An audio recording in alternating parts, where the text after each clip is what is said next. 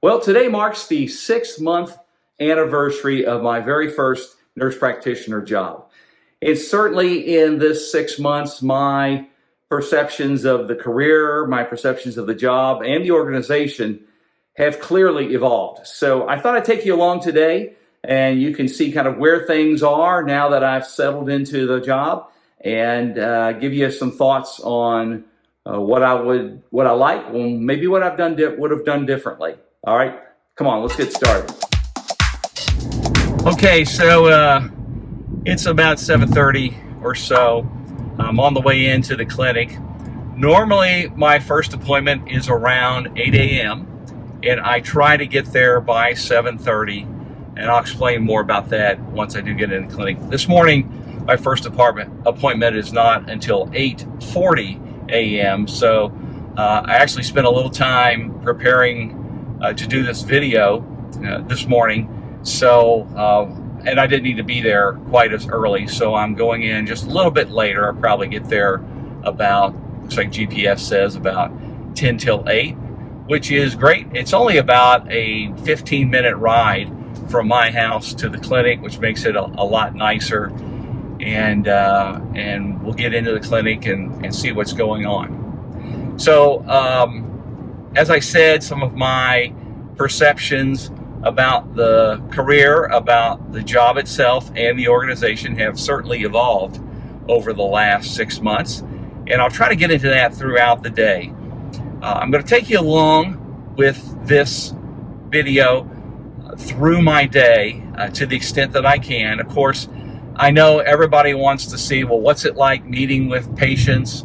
Kind of how do you do it? What are you going through? I will try to explain that as best I can throughout the day. That has certainly evolved since I first got started with this.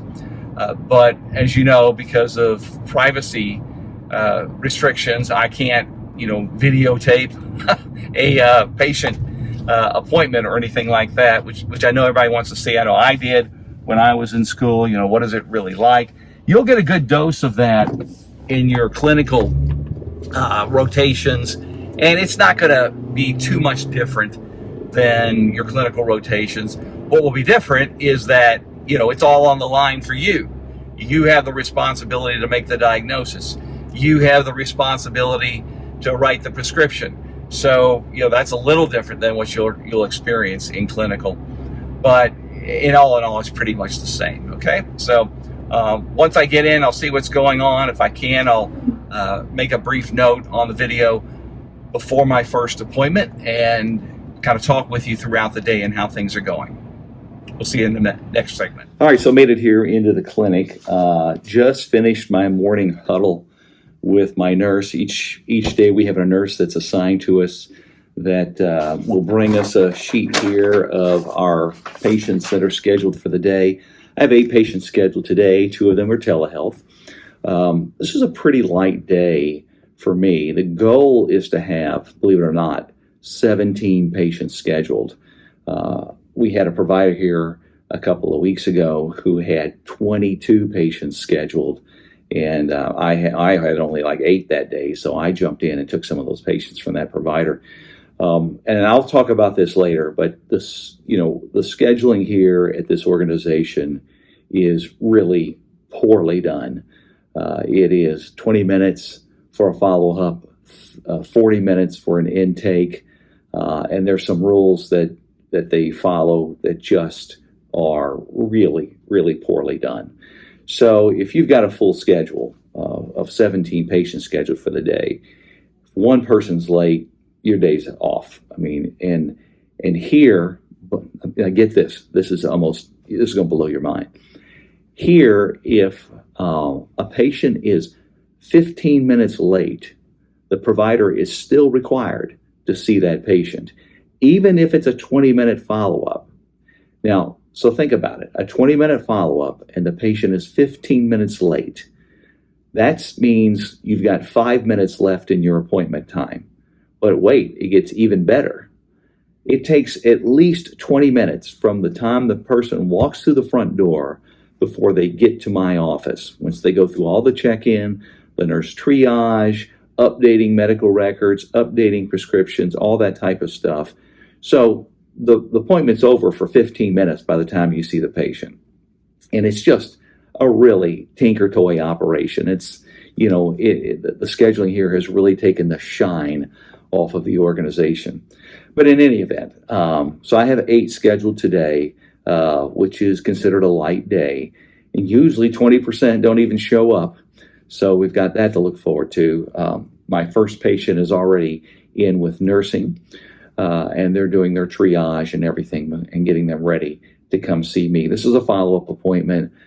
This is actually a patient that was transferred to me by another provider here. They had worked with them for a few years, just couldn't get anything. I saw them, was able to get them on a medication they seem to be compliant with. That's been a real issue with them in the past. So we'll find out, just where it's going today.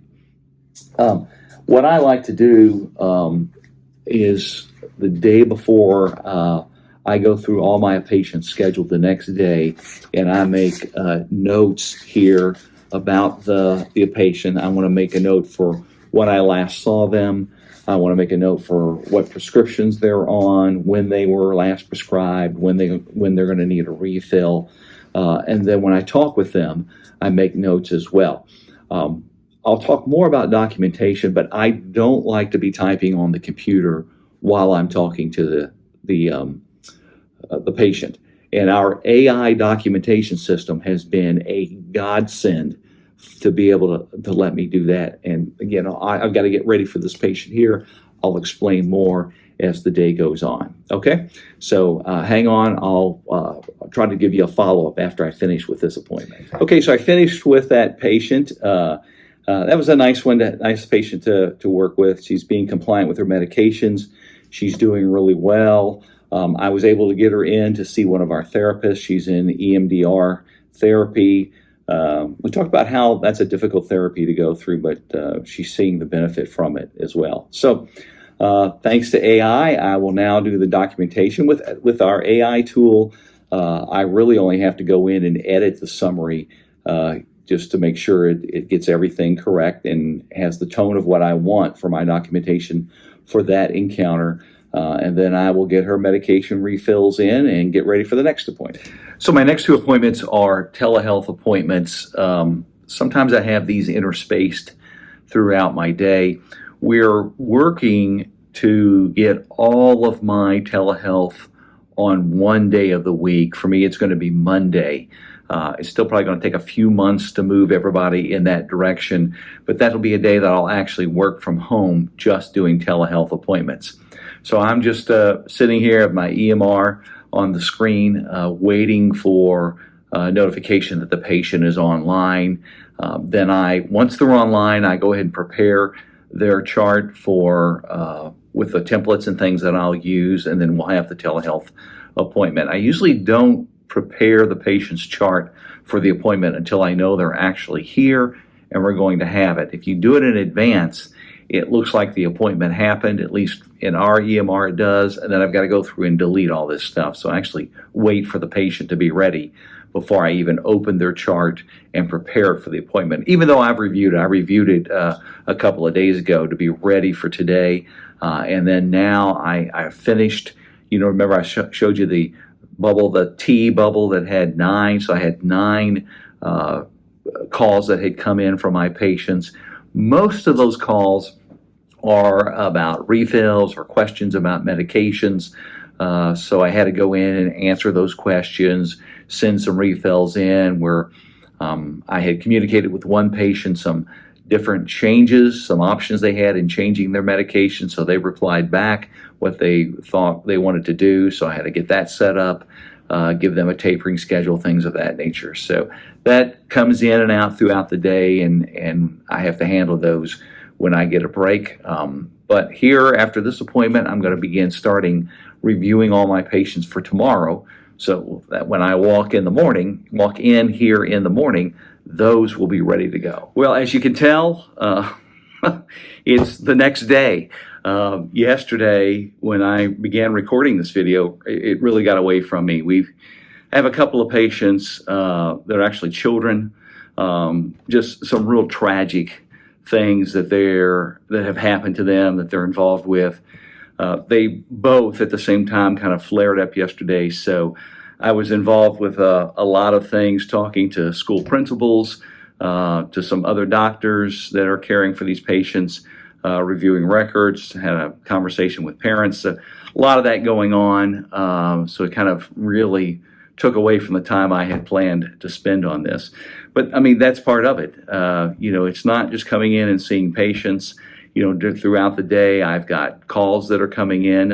Our nursing team fields all those calls, and we have a fantastic nursing team that is able to handle a lot of stuff. I'm very impressed with how educated they are on psychiatric medications and psychiatric conditions. Of course, there are some things that are just not within their scope of practice that providers have to take care of, but they are able to handle a lot. But those calls come in, I'll usually have a dozen or so that I need to respond to. Most of them are refills. Some of them are questions, things of that nature. So have to deal with that. Paperwork, I get reports, lab reports. Those have to be reviewed. We actually have one patient now who is their platelet count was down to like 350.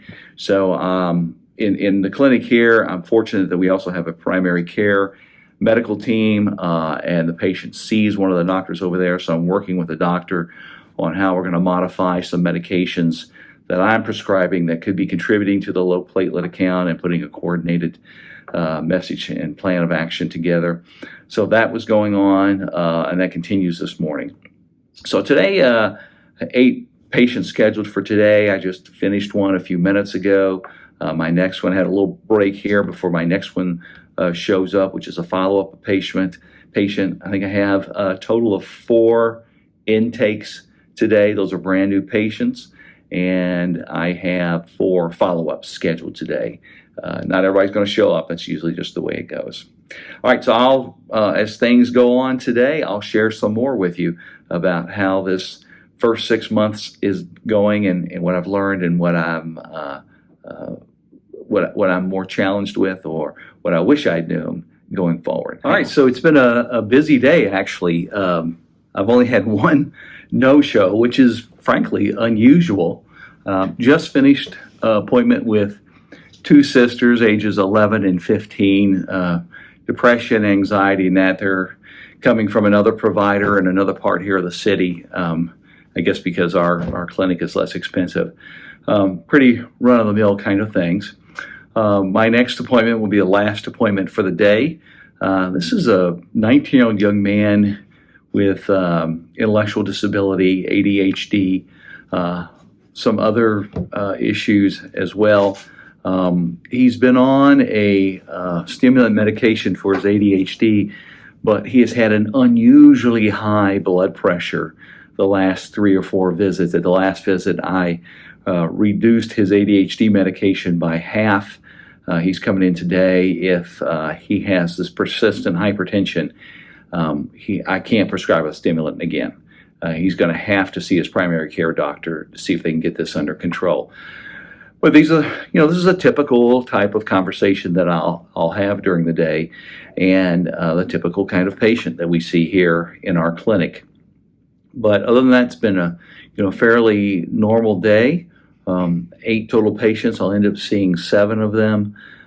This one is a follow-up patient, not an intake. The other 2 that I just described were intakes. So I'll give you a recap when I get finished today and on the way home.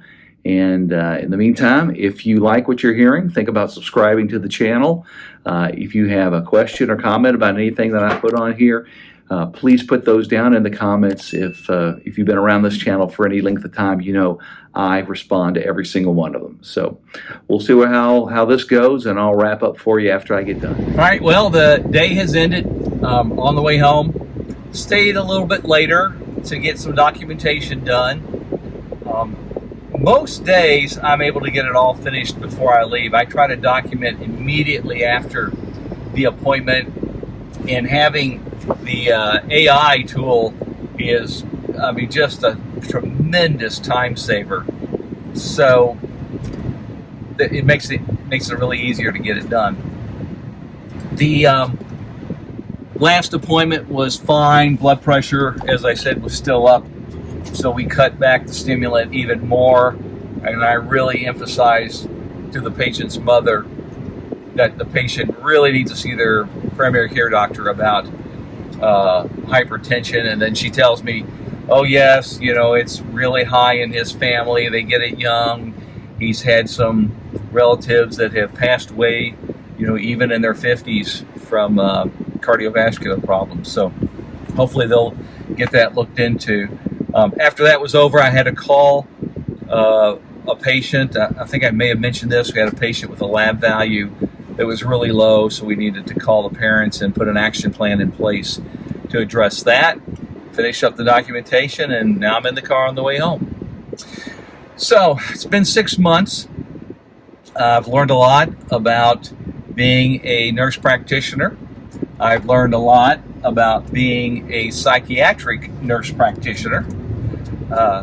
And so some of my takeaways are this. First, I am still extremely, extremely happy that I made this career choice. I enjoy what I am doing, I would say 10 times more than I did bedside nursing. And even in, the variety and the excitement of the ER, I still think I like this better. It's more of a work-life balance. It's more suitable to my personality.